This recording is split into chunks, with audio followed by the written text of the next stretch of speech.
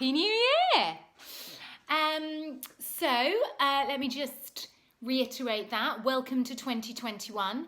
And what better way to start the new year than with a great action song? So let me invite you to your feet. This is a new one, so follow along. The words will appear, but more importantly, do the actions.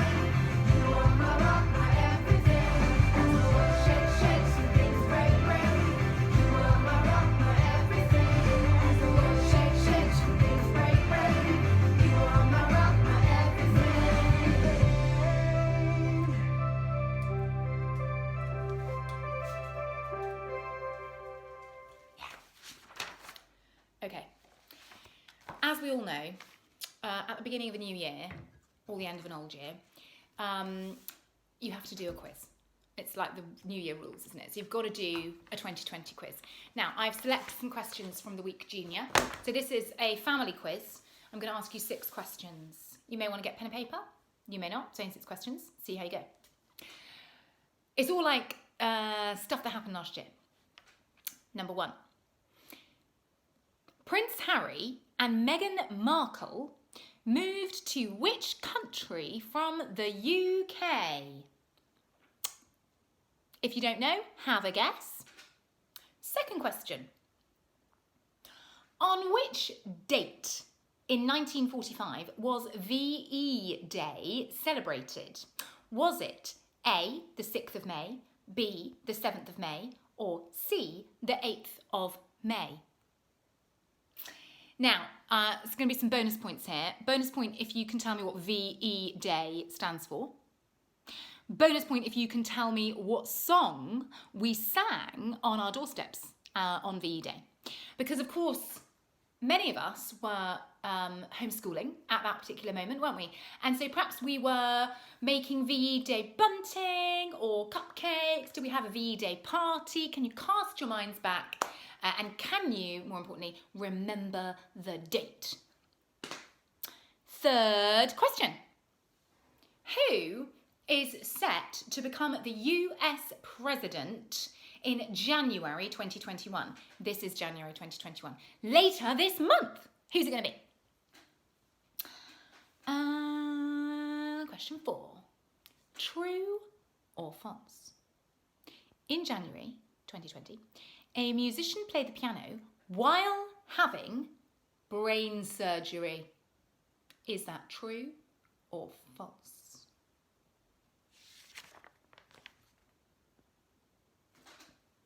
Question 5.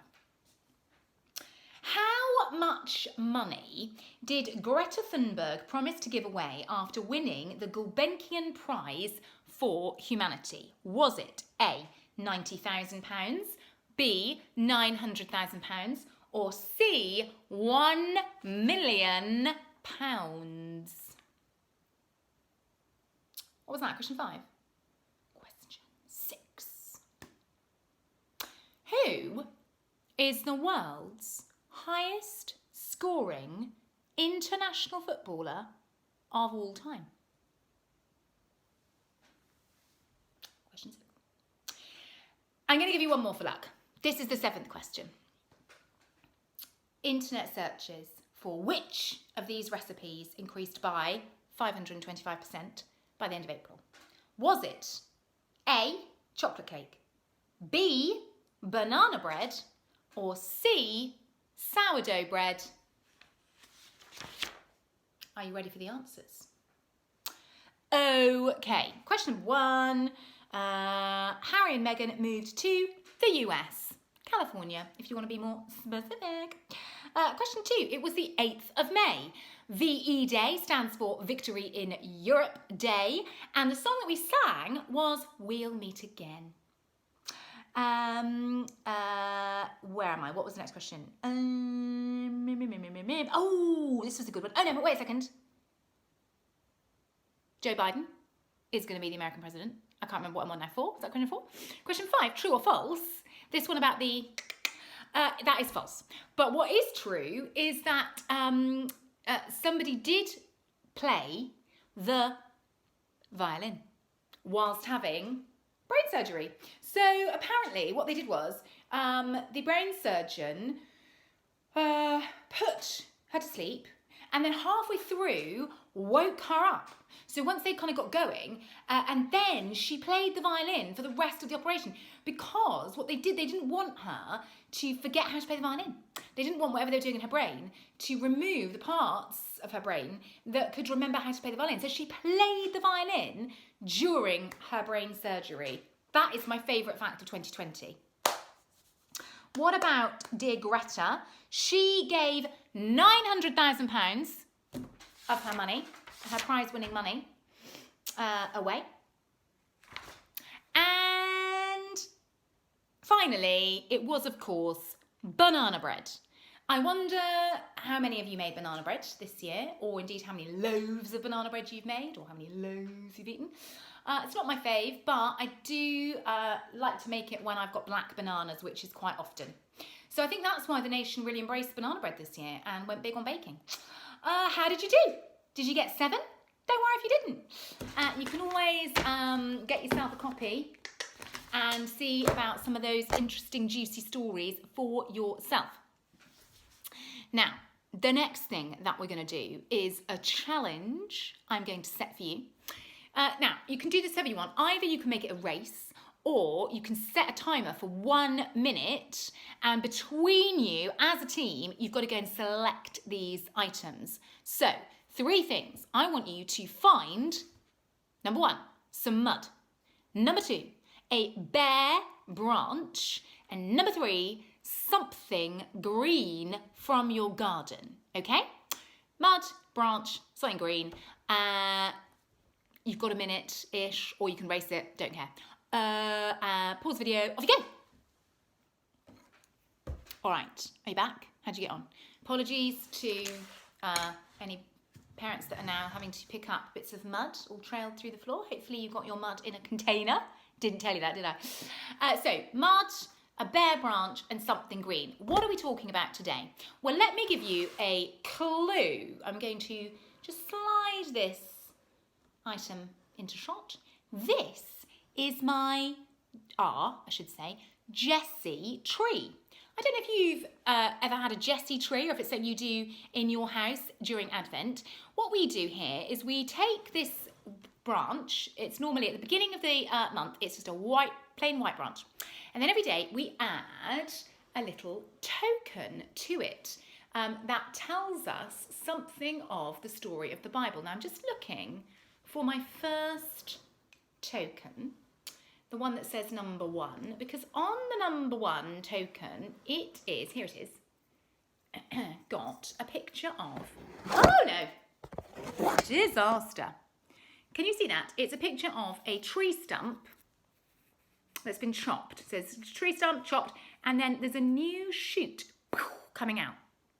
All right, so that is a new shoot growing lovely new leaves, something green coming out of something that looks dead. Now, if that rings a bell, it's perhaps because you've heard this Bible reading, which we sometimes, have at Christmas time. So sometimes, early on, beginning of Christmas, we hear a Bible reading from the book of Isaiah. So if you want to follow it, you can. It's Isaiah chapter 11. And we're just going to read the first couple of verses. There shall come forth a shoot from the stump of Jesse. I've put him back now. I can't find my stump. Where's it gone? Never mind. And a branch from his roots shall bear fruit. And the Spirit of the Lord shall rest upon him, the Spirit of wisdom and understanding, the Spirit of counsel and might, the Spirit of knowledge and the fear of the Lord. So that shoot that's coming out of the dead stump, that shoot is Jesus. That's what we're talking about here in Isaiah. Way back before Jesus was born, God is making a promise that out of something that looks dead, that looks like nothing good is going to come of it, there will be a new shoot. And from that shoot, there will be new life. And on that shoot, stretching the point here a little bit, it is still a shoot, but it's Jesus now, will be the Spirit of wisdom and understanding. The Spirit of the Lord, the Spirit of counsel and might, knowledge and the fear of the Lord. It is talking about a time when Jesus is going to come and bring new life out of something that looks dead. So that is what we hear about at the beginning of Advent very often in our house. But I thought it would be interesting to think about it a little bit today at the end of Advent and as we come into a new year. Particularly because as we go outside into our gardens in January, we might look around us and think, this garden is not looking its best. There's nothing growing, it's muddy, the branches are bare, it's looking really like just a barren wasteland. And often we can feel a bit like that in January because Christmas is over, all the fun's, been had, and maybe we've eaten a bit much, maybe we've all spent a bit too much money, and maybe we're thinking, come on, spring. But January is a time when you begin to get the little hints, don't you, of the spring coming. I don't know whether when you went outside you could see any green shoots poking up through the mud. Go and have another look because you might be beginning to see the first signs of daffodils or snowdrops. Things are beginning to grow. And January is like a miracle month because it seems so unlikely, and yes, just from quietly, from nowhere almost, things are beginning to grow again. And God tells us that is a bit like what he does with Jesus. I'm going to read you a little bit of a story about the Jessie tree. It comes from my book about the Jessie tree, and it's got a picture. Let's same picture that I've got on my Jessie tree. Can you see that there of the stump with the leaves coming out? Once, in the truest story that you have ever heard, his story, which is really like your very own story, there was this family, Jessie's family. A family that was like yours, like a tree with branches of these relatives and those brothers and those sisters. A family that loved each other and hurt each other and forgave each other and failed each other. A family that failed God. And in failing God, they fell away from closeness with God. They were a bit like a fallen tree. When their family tree fell to the ground, it crushed all of their hearts. The stump and all of their days felt utterly hopeless. But a miracle happened. It came right out of that chopped down stump, the miracle no one ever dreamt of, except for God. God never stopped dreaming of the miracle, the one that he dreamed right from the very beginning, because love never stops dreaming of a way to draw close again. If you slowed and looked very close, you could actually see it coming straight out of that family tree that had been cut right down. A miraculous shoot was springing up out of the stump. A tender and vulnerable green shoot was growing hope again, growing love again. Out of the stump came one tender branch that would grow right into a crown of thorns, right into a rugged cross, right into a ladder, your ladder back to God. Out of the stump of Jessie's family tree, out of the stump of every family tree, comes the shoot of Jesus's forever love. Jesus would go to impossible lengths to rescue you. Once, even now, there was this family who slowed down and bent down and could see small, wondrous, impossible things that no stump is ever just a stump. A stump is always just a place for love to grow. This small unfurling of miracles. So I wonder if you will be like that family that slows down and bends down and can see small, wondrous, impossible things. So perhaps as you begin to pack up your Christmas decorations, you might want to think about your Jessie tree, if you've got a Jessie tree, or your bare branch, if you found a bare branch. And perhaps you won't put that one away, and you'll think to yourself, do you know what, as we go into 2021, it'd be really good to hold on to that picture of the stump from which small, wondrous, impossible miracles can happen. Can we have eyes to see what God is doing in those dark places, in those places that look hopeless as we start a new year? Can we have eyes to see, to hope? Can we be people that reach out in love, because that's what Jesus has done for us? Now, if you found a bare branch, you may like to, as a way to help you remember to think about this, find some beautiful things that you can tie on to your branch. Perhaps you'd like to tie on some ribbons. Maybe you could find some other things in your garden. I've got a little friendship bracelet which I could tie on to my tree. I'm going to tie that on here. And as I do that, I'm just going to say a prayer, just to myself. You can talk about it if you want, for a situation, for a person, where I particularly want to see those shoots of hope, shoots of love. Perhaps somebody that you know is sad, somebody that you know needs to be to feel loved at the beginning of this new year, somebody that you know that needs to know what it is to really hope again. Perhaps you'd like to say a prayer for them. Maybe it's for yourself, that you need to say a prayer that God would help you see that you are loved, that God would help you know that there is hope. So it's a prayer for the year to come, and it's a prayer that we pray knowing that we can have hope because of what Jesus has done, because of that stump, that bore a miracle when Jesus came at Christmas. So maybe don't pack your Jessie tree away if you've got one, and if you haven't, maybe start your own. Start a stump that you're going to make beautiful, and you're going to keep somewhere that you can see it to remind yourself of this incredible promise, this incredible miracle that didn't stop when Jesus came. Jesus was just the beginning of this incredible miracle of never stopping love, never stopping hope. Now, while you do that, I'm going to play a song, and you can either sing it with me, or you can use it as a time to say your prayer and to find something beautiful to hang on your stump, and then